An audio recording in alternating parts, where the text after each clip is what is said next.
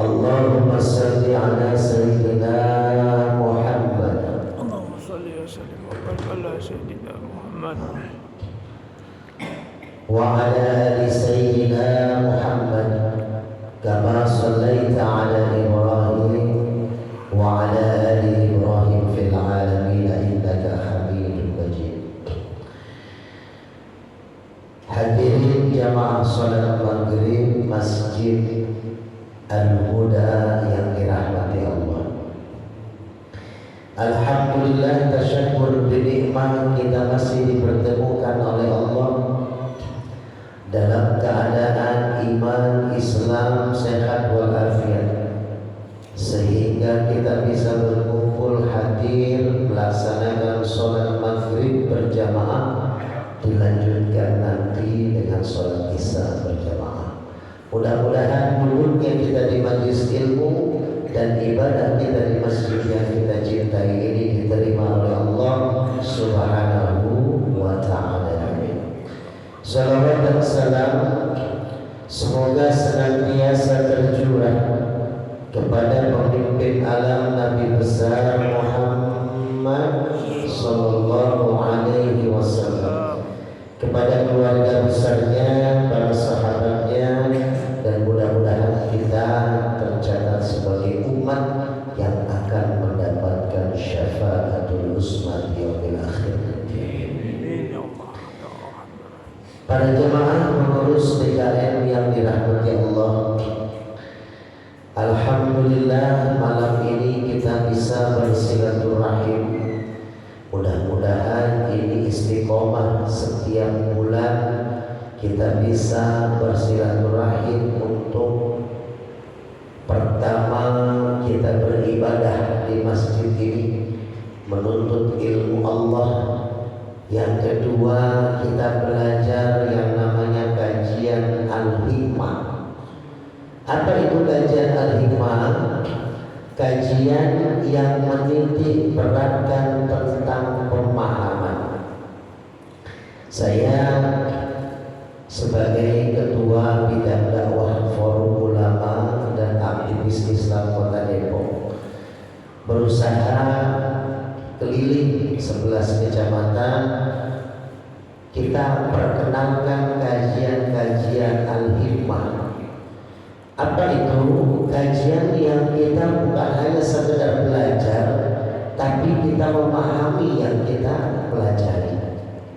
Nanti setiap bulan, setiap season kita akan memahami tentang apa itu Islam, apa itu iman, apa itu sholat, apa itu shaum, apa itu zakat, dan seterusnya kita pahami. Walaupun hanya sebulan sekali, maghrib sampai isya, insya Allah kalau kita istiqomah kita akan paparkan satu-satu. Contoh, rukun Islam ada 5. Nah satu-satu kita kupas.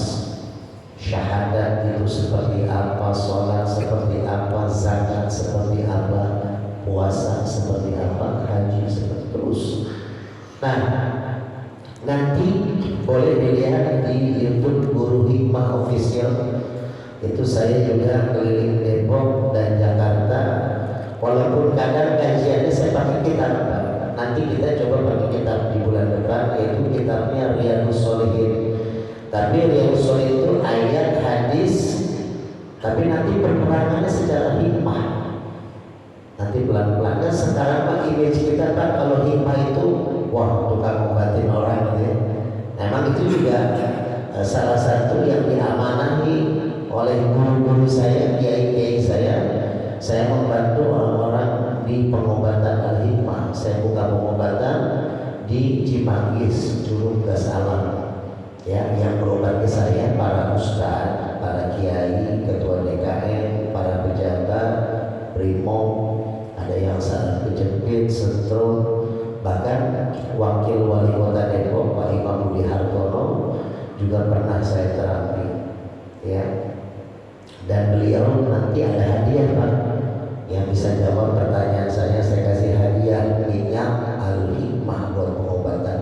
Ini sudah dipesan juga 7 bulan yang lalu oleh Pak Imam Budi Hartono, dibagikan kepada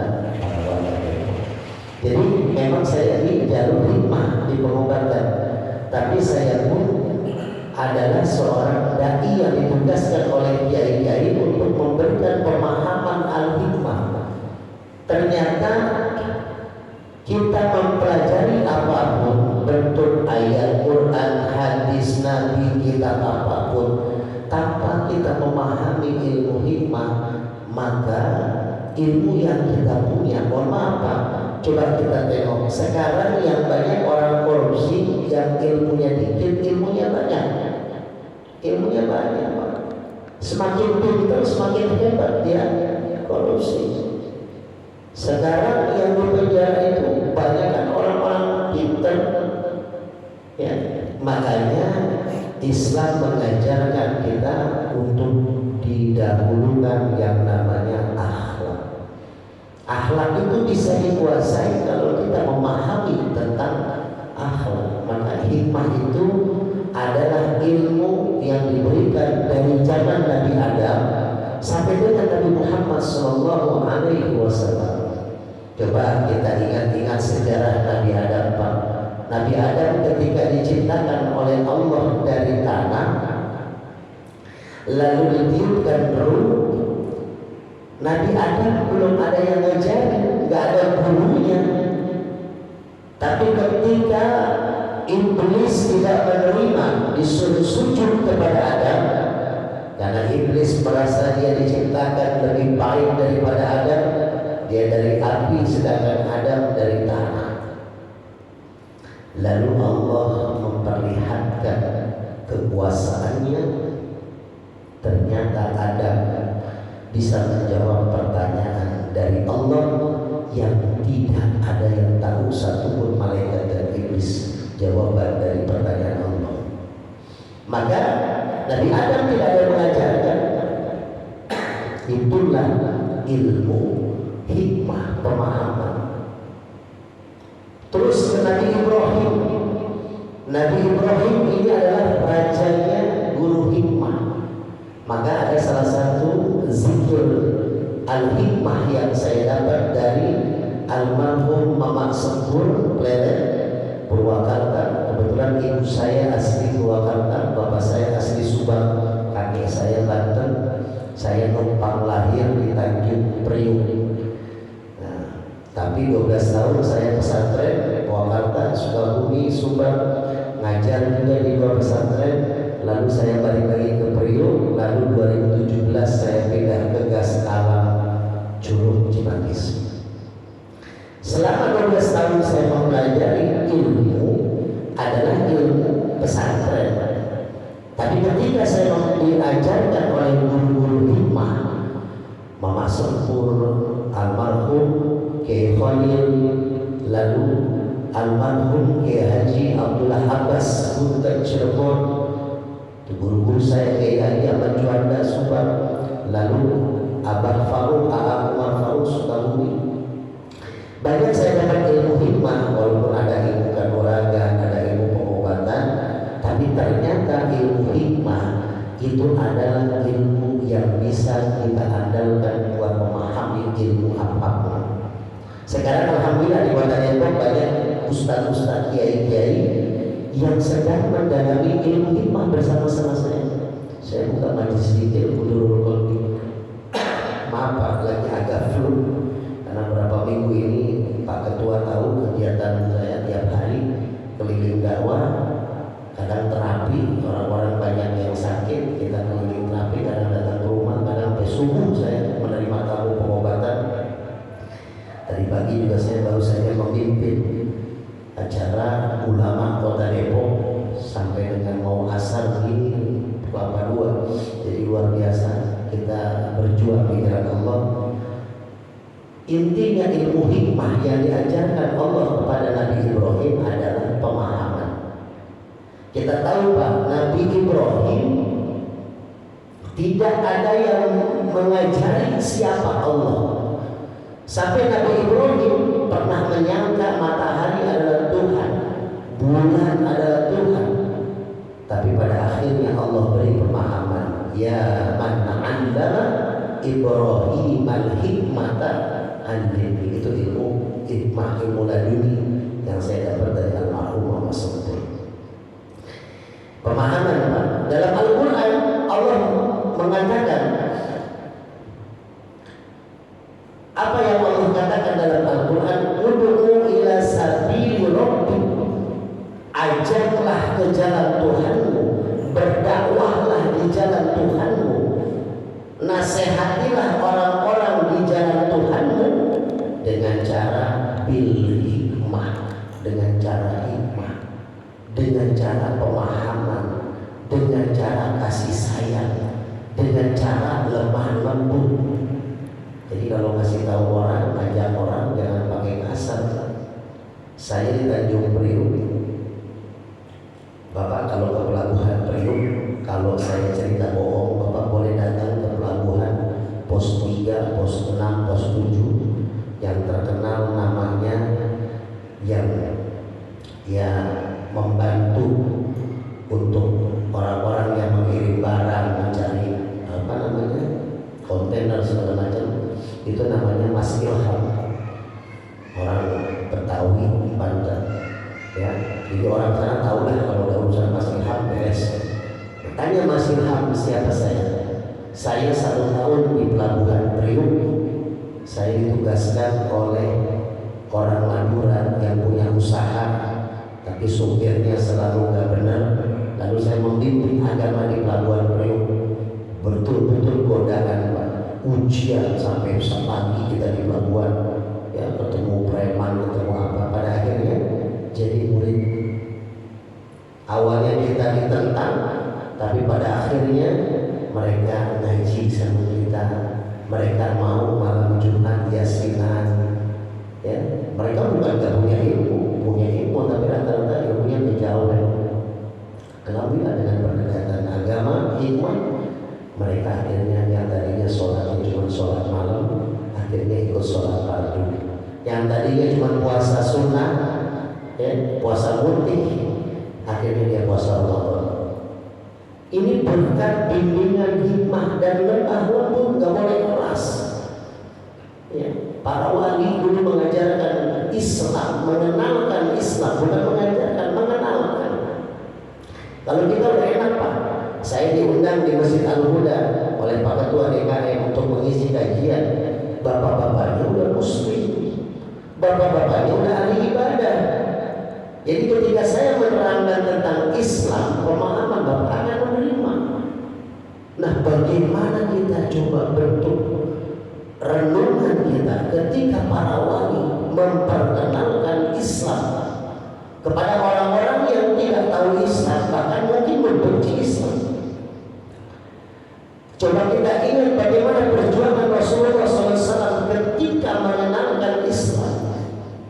Sampai terkenal di bulan ini adalah bulan di mana Rasulullah hijrah dari Mekah ke Madinah. Rasulullah hijrah kenapa? Karena bagaimanapun luar biasa ujian Rasul dengan para sahabat di kota Mekah. Ditinggalkan, Pak. Harta, usaha, ladang, semua ditinggalkan. Para Nabi Muhammad dan para sahabat meninggalkan Mekah ke Madinah, gak bawa apa-apa. Semua ditinggalkan. Karena saking cinta kepada Allah dan Rasulnya, mereka rela meninggalkan usahanya, perkebunannya, ya. Terus semua harta benda yang tinggalkan. Karena niatnya hijrah karena Allah dan Rasul. Tapi ada satu orang laki-laki yang hijrah ikut dari Mekah ke Madinah, tapi tujuannya karena wanita yang dicintainya pindah dari Mekah ke Madinah. Maka sahabat bertanya kepada Rasulullah, ya Rasul, ada nih satu orang sahabat kita pindahnya, hijrahnya karena perempuan. Akhirnya Rasulullah memberikan statement yang jadi hadis cukup viral, innamal a'malu, siapa yang bisa diingat? Binniyat. Harus maaf, ini hadiah buat Bapak, minyak Al-Hikmah buat murid, Pak, bukan minyak Bapak ya? Bapak ini jawab. Hah? Lagi sakit, alhamdulillah.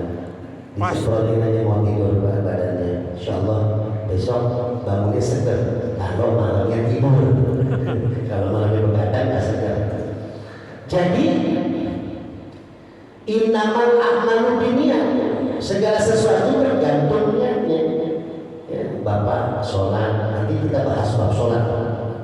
Kenapa sholat itu katanya bisa mencegah perbuatan keji munkar? Bukan katanya, kata Allah. Aqimis sholat, inna sholata tanha anil fahsya'i wal munkar. Dirikan sholat, sesungguhnya sholat bisa mencegah perbuatan keji dan munkar. Tapi Bapak pernah nggak lihat saudara, teman, kerabat rajin sholat tapi masih rajin maksiat? Masih Pak?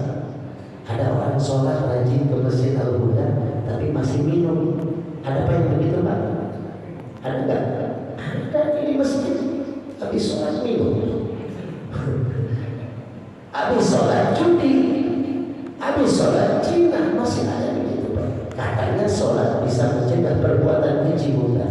Nah, rahasianya nanti kalau kita sudah nyampe di bab sholat. Ada juga ayat surat Al-Anfal, wa ma kana sholatuhum indal baiti illa muka'aw wa tasbih.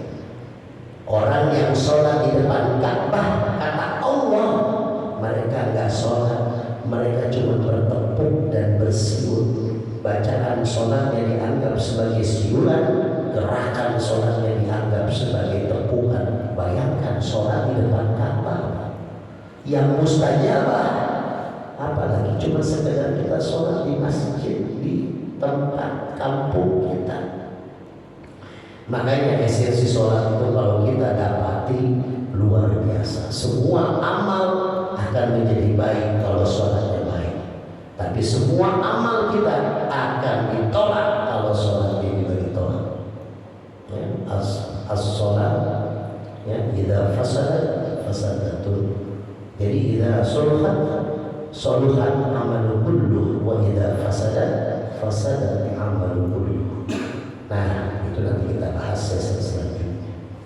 Jadi Nabi Muhammad hijrah dari Makkah ke Madinah. Maka Nabi Ibrahim mengajarkan yang namanya memberikan pemahaman itu harus dengan lembut bil hikmah. Kalau kita dengan lembut ngajarnya Pak, bahkan mohon maaf saya ketika buka majelis orang yang datang konsultasi terapi rumah tangga, ada dosen sama PNS datang ke rumah ribut rumah tangganya, bahkan kita kasih solusinya bukan dengan solusi yang luar biasa Pak.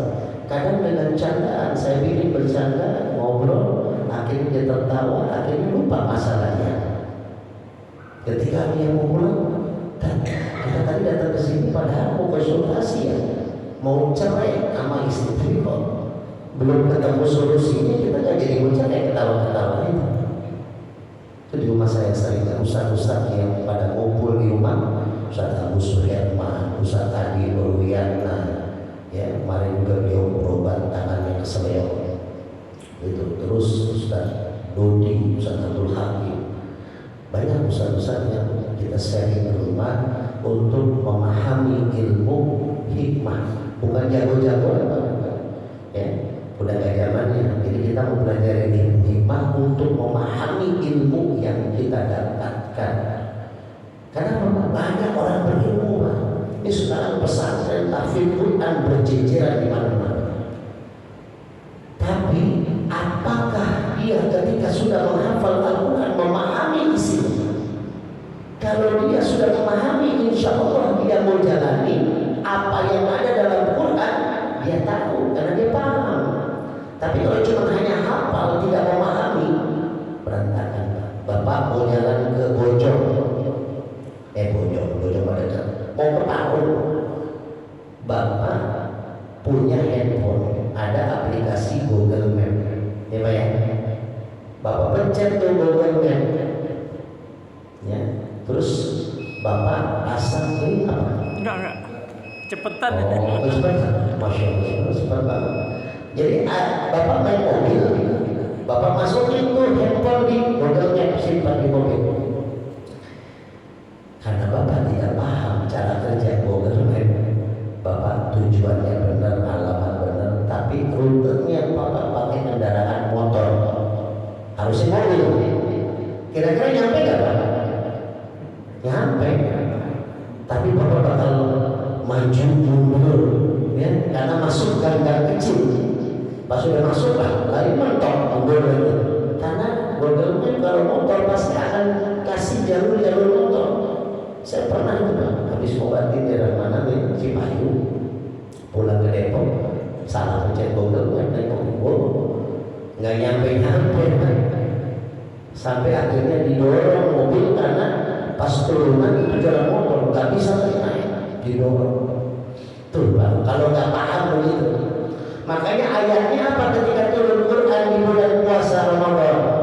Syahrul Ramadan unzila fihi Quran. Bulan Ramadan bulan di mana diturunkan Al-Quran, hudan linnas.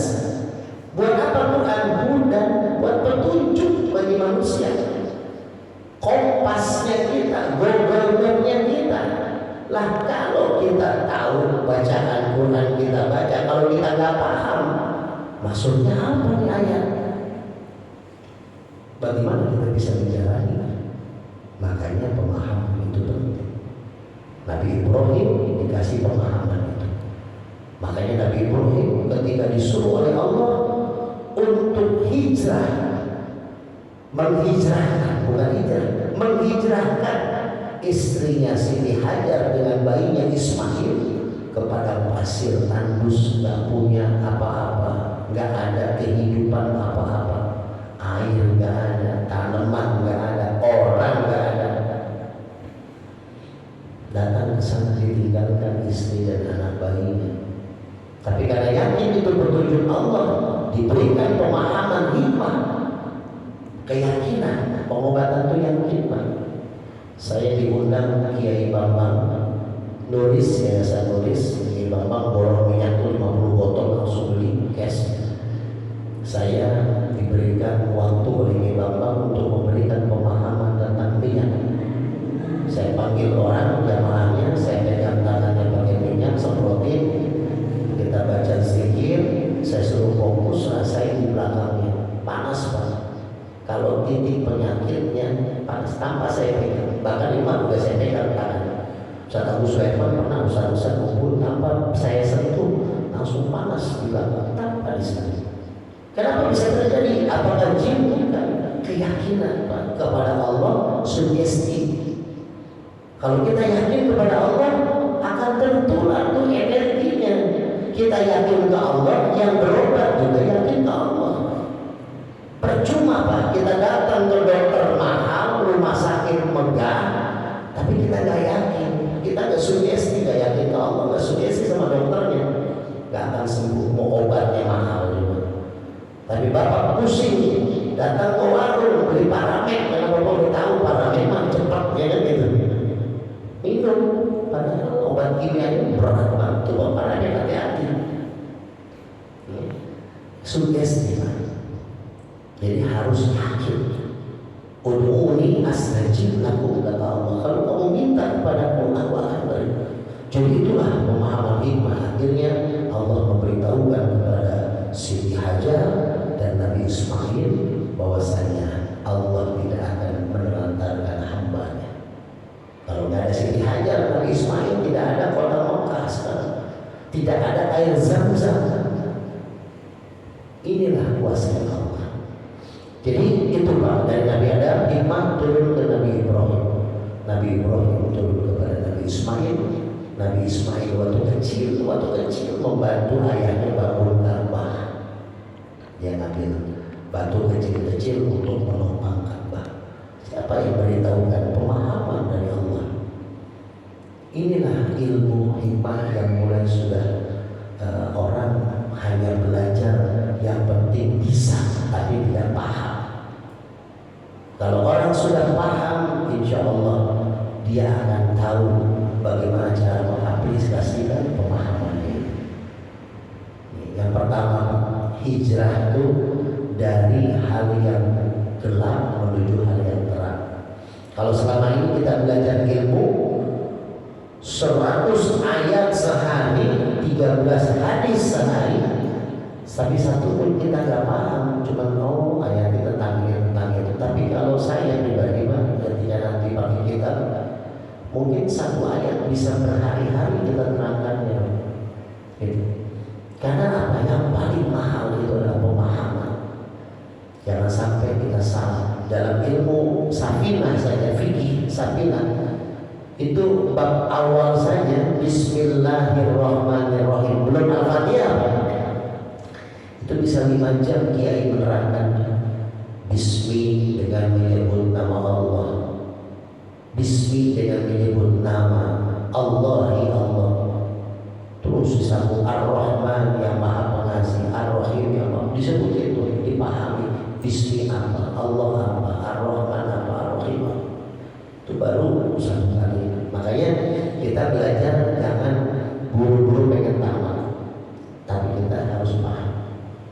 Maka orang yang mau memahami sesuatu, pasti Allah akan berikan dia petunjuk. Allah akan berikan apa yang dia mau. Pak, ini adalah pemahaman hikmah. Saya terangin dulu di permukaan aja Pak, belum keisi. Ya, jadi biar kita terbuka. Pemahaman hikmah menerangkan tentang kita. Nanti di bulan depan baru kita mulai masuk ke materi. Pelan-pelan. Saya juga nggak akan tinggi-tinggi karena ilmu saya juga terbatas. Jadi kita dikit-dikit tentang Islam, tentang iman, tentang akhlak, tentang kegiatan kita sehari-hari. Maka ini yang akan kita bawa. Yang namanya ilmu hikmah itu adalah ilmu pemahaman untuk memahami sesuatu. Imam Asy-Syafi'i pernah satu kali, Imam Asy-Syafi'i itu ingin bertemu gurunya Imam Waqi'. Syakautu ila Waqi'in su'a hifzi. Ini mahfuzat namanya kalau di pesantren. Syakautu ila Waqi'in su'a hifzi fa'arsyadani ila tarkil ma'asi fa'akhbarani bi anna al-ilma nurun wa nurullahi la yuhda lil 'asi. Di satu saat Imam Syafi'i lagi mau ke gurunya Imam Waqi'. Rumahnya lumayan jauh, mengusuri danau segala macam. Jalan kaki itu Imam Syafi'i. Di tengah jalan Imam Syafi'i lapar, haus dan lapar. Akhirnya karena ada air sungai, Imam Syafi'i minumlah air sungai. Ketika sedang minum air sungai, lewat tuh apel merah-merah sudah matang lewat dari air sungai itu. Airnya berdingin Pak, zaman dulu nggak kayak air kita, air bor. Nah, Imam Syafi'i lihat, Masya Allah ini buah banyak banget lewat. Ternyata ini buah apel jatuh karena sudah matang dari pohonnya. Jadi pohonnya belum pelat banget buah apel, ya sudah panen buahnya karena sudah pada matang jatuh ke danau. Diambil satu biji sama Imam Syafi'i, lalu dimakan. Kalau kita mungkin biasa kayak gitu, apalagi ini mah pertama jatuhnya buah, ini kali.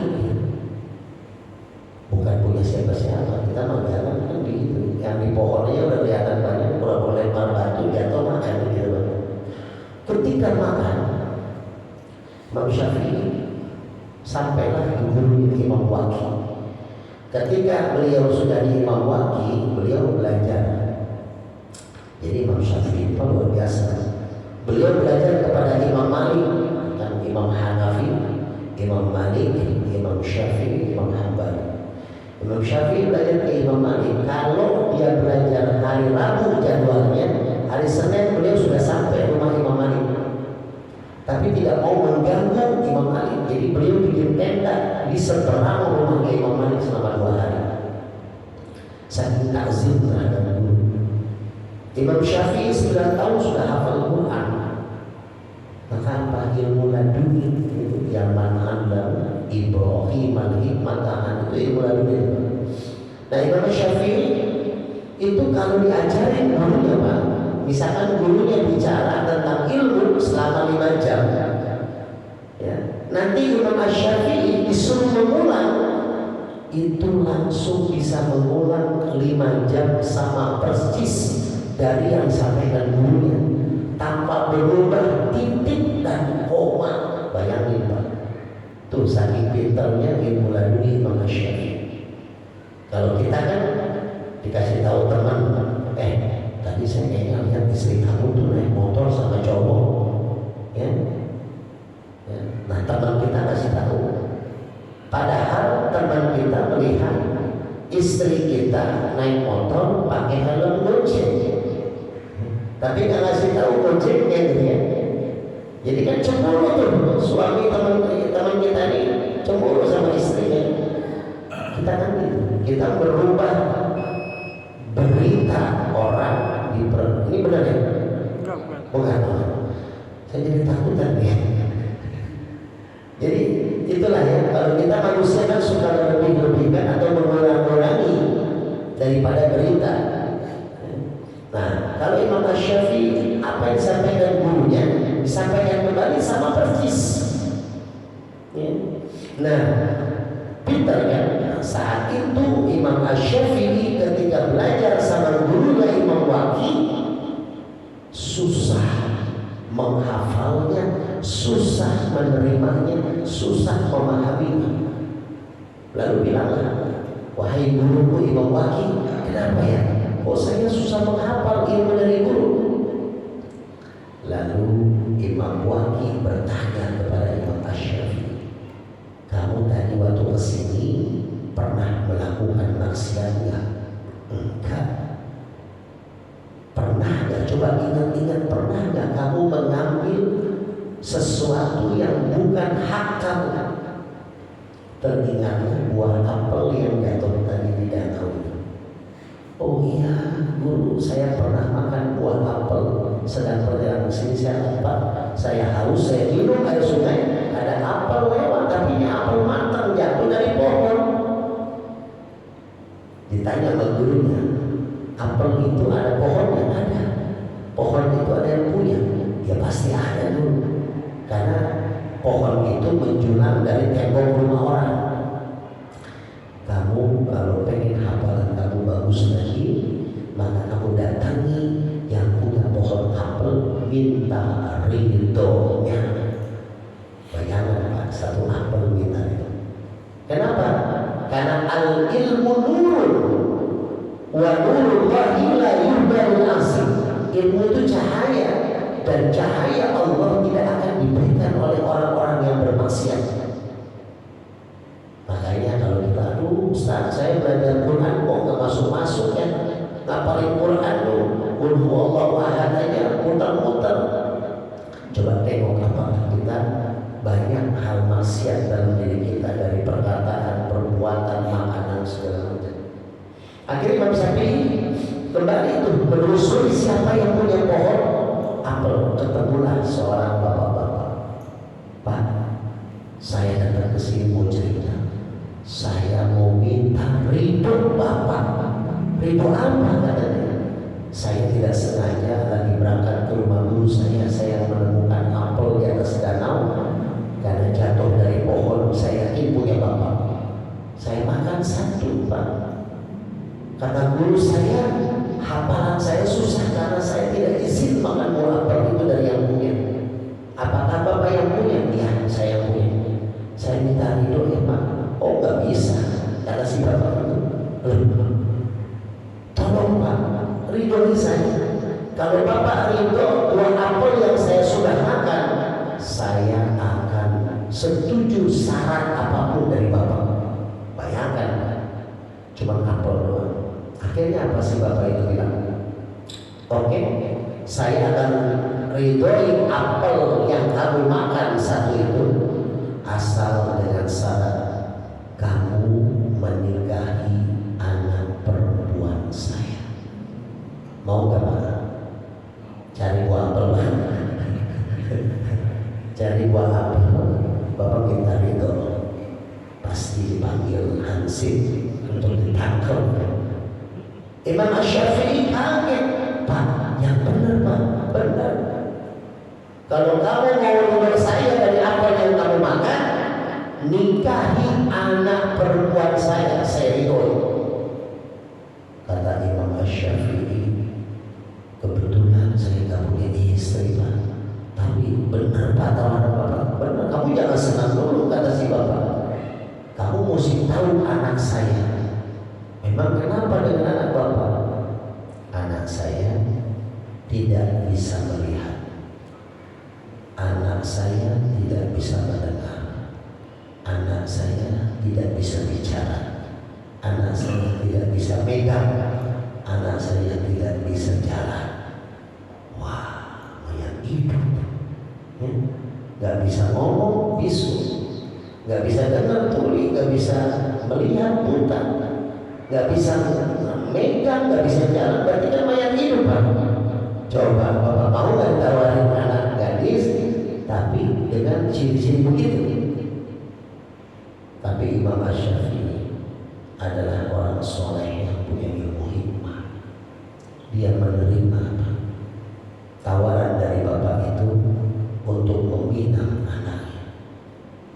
Kalau kamu menerima, kata si Bapak, itu di seberang pohon Bapak yang itu ada satu rumah sederhana, di dalamnya ada anak Bapak sendiri. Kamu datang, tengok dulu calon istri kamu. Datanglah sambil dibayangkan dia, ya Allah, ini saya nikahin siapa? Gak bisa ngomong, bisa jalan, gak bisa lihat, udah bismillah untuk dapat ridho Allah. Datang, diketok pintunya sama Imam Syafi'i. Assalamualaikum warahmatullahi wabarakatuh. Imam Syafi'i ketika mengetuk baru sadar, ketika salam baru sadar, iya ya ngapain saya assalamualaikum? Toh dia gak bisa dengar, dia gak bisa ngomong. Lagi mikir begitu Pak, dalam rumah ada suara, waalaikumsalam warahmatullahi wabarakatuh. Oh, suaranya. Akhirnya ada langkah kaki, tapak kaki Imam Syafi'i. Dibuka pintu, tapak kaki. Pas melihat wajah wanita ini, Imam Syafi'i lari menghampiri Bapak tadi, langsung bilang, Pak, di rumah itu ada berapa orang Pak? Satu orang, cuma anak saya aja. Ah, Bapak bohong. Kata Bapak, anak Bapak tidak bisa melihat, tidak bisa bicara, tidak bisa dengar, tidak bisa jalan, tidak bisa pegang. Ini yang saya lihat ketika dia buka pintu, dia ucapin salam, dia bisa bicara, dia bisa melangkah, dan cantiknya luar biasa anak Bapak. Ya itulah anak saya. Saya bilang gak bisa melihat karena anak saya selama hidupnya tidak pernah menggunakan matanya untuk maksiat. Saya bilang anak saya itu tuli karena selama hidupnya dia tidak pernah mendengar maksiat. Saya bilang dia tidak bisa melihat karena dia tidak pernah melihat maksiat. Tangannya, kakinya juga tidak pernah melangkah dan memegang kemaksiatan. Itulah anak Bapak. Kamu mau gak Pak? Kalau yang kayak gini mah ya Pak, jangan ditawarin Pak saya dulu yang maju ya. Mau berapa kilo apa saya beli kayak gitu. Jadi intinya Pak, ilmu itu cahaya. Kalau kita mau memahami ilmu, maka kita harus bersih dari maksiat. Bagaimana cara bersih maksiat? Pertama, dengan kita mendawamkan wudhu. Ini wudhu nih Pak, kadang kita sepelekan, tapi makna wudhu ini sangat dalam. Kalau kita renungi, anggota badan yang kita basuh ketika berwudu itu anggota badan yang tidak langsung keluar najis yang besar. Makanya wudu ini bukan membersihkan, tapi wudu ini mensucikan. Yang namanya mandi sudah bersih, pakai sampo, sabun, sikat gigi. Tapi tetap saja orang mau sholat, mau baca Quran harus wudu walaupun sudah mandi. tidak sah sholatnya tanpa wudhu. Ada apa dengan wudhu? Memang ada kisah wudhu di pesantren ya, walaupun ada yang mengatakan wah ini mah doif ceritanya ya. Kita kan namanya cerita bukan sandaran ibadah. Namanya kita juga sering dengar dongeng ya.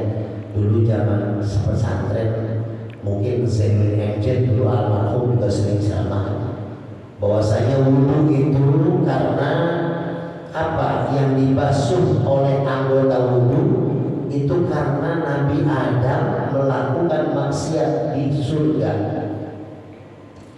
Nabi Adam diciptakan oleh Allah, semua ada di surga, semua ada. Mau makanan apa, buah-buahan apa, kenikmatan apa, kecuali sakit perempuan. Akhirnya laki-laki ternyata kodratnya nggak bisa hidup tanpa perempuan. Benar nggak Bapak? Bapak punya harta, punya kekayaan, punya jabatan, nggak ada perempuan, tumbang Bapak.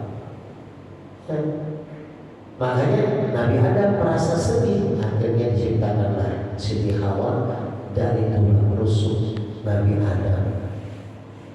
Nah ini kalau kita bicara Adam Hawa saja, nah ini ilmu hikmah lain bicaranya. Adam itu apa? Artinya kosong. Artinya kita ini manusia awalnya kosong, awalnya nggak ada, lalu diadakan oleh Allah. Kalau Nabi Adam diciptakan, kalau kita dilahirkan, awalnya kita nggak ada, karena ada bapak dan ibu, maka jadilah kita dari setetes air hina, kata Bang Haji Romahirama. Ketika sudah jadi kita keluar, kita juga nggak punya apa-apa. Adam itu kosong, nggak punya apa-apa.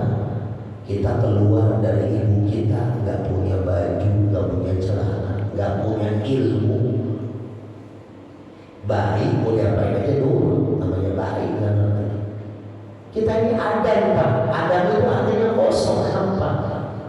Maka kalau Adam kosong, nggak dapat apa-apa, nggak merasakan apa-apa, timbullah Hawa. Hawa itu artinya rasa. Pak, Bapak pernah makan di rumah, di kondangan nih, lauknya banyak, tapi ternyata makanan Bapak tidak nikmat di lidah kita, padahal makanan ini enak-enak. Tapi pernah kita mengalami makan cuma pakai ikan asin, pakai sambal terasi, jengkol muda, makan sampai nambah berkali-kali. Makan yang membuat nikmat bukan lauk pauknya, tapi rasa ketika kita sedang makan. Kalau kita makan dalam keadaan kenyang nggak enak. Kalau kita makan dalam keadaan lapar itu nikmat. Seperti sekarang saya lapar dari pagi nggak makan. Karena acara sibuk saya itu panitia dari pagi ke sore. Saking tadi makan di rumah makan saya nggak fokus. Gitu. Kita bilang tadi Pak Agus, habis ini kita makan di tempat rumah makan Aceh. Ternyata nggak jualan makanan, lagi libur. Jadi makan itu rasa. Adam itu kosong. Kita nih kalau nggak ada Hawa nggak ada rasa. Nah ada dua, ada Hawa, ada nafsu. Hati-hati Pak. Kalau Hawa itu adalah rasa yang harus kita punya. Kalau kita nggak punya rasa, sholatnya udah sholat aja. Nanti ada wudhu, Allah Akbar, orang ruku kita ruku, orang sujud kita sujud, imam tahiyat kita tahiyat, selesai salat udah selesai.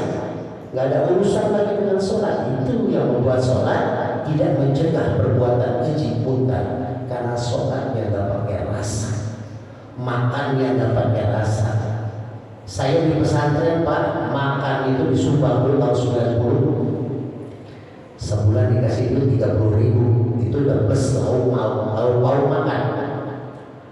Bisa hari 1.000. Ketika saya makan, nah ini beneran asli. Ketika saya makan, seminggu 2 minggu uang habis, maka saya dapat makan nasi sama garam aja.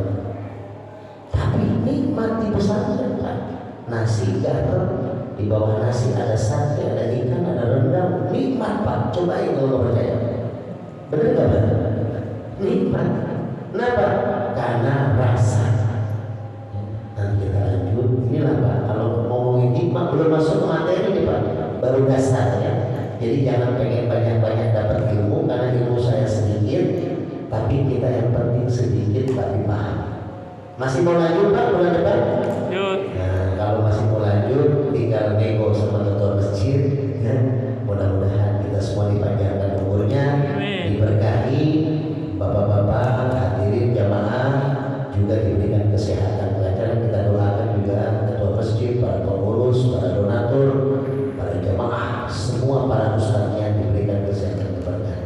Saya mohon maaf, insya Allah kita lanjut lagi di waktu yang akan datang kalau Allah mengizinkan. Wabillahi taufiq wal hidayah wal afu minkum. Wassalamualaikum warahmatullahi